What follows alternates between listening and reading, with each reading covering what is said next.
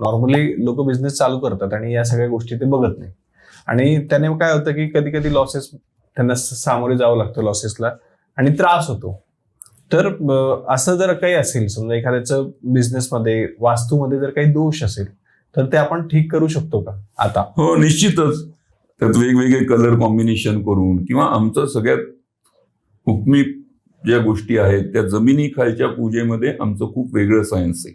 त्या 45 देवताच्या प्रतिमा निर्माण करायच्या, त्या देवता इकडं तिकडं कुठं जागे बाहेर गेल्या असतील तर त्यांचं पुनर्प्रस्थापित करायचं. त्यात आम्ही मंजुषा प्लेट, ब्रह्मस्नान प्लेट, बरेच वेगवेगळे प्रकारचे क्रिस्टल, चांदीच्या गोष्टी, सोन्याचे वास्तुपुरुष, असा बऱ्याच गोष्टीचा वापर करून इंडस्ट्रीयल मोठ्या मोठ्या पूजा करतो, किंवा रेसिडेन्शियल मध्ये पण करतो. तर अशा ज्या काही गोष्टी, दुर्गा अष्टक मंडळाची रांगोळी काढतो, त्यामुळे बऱ्यापैकी गोष्टी परत स्थिर स्थावर होऊ शकतात. ओके. म्हणजे इथेही आपण केलेलं आहे, बाहेर पण बऱ्याच केलेलं आहे. तिथं तारादेवीची साधना करणारी किंवा तारापीठवरले काही आपल्या बरोबर ब्राह्मण असतात, त्यांच्या वेगळ्या मुद्रांनुसार तिथे मंत्र म्हटले जातात.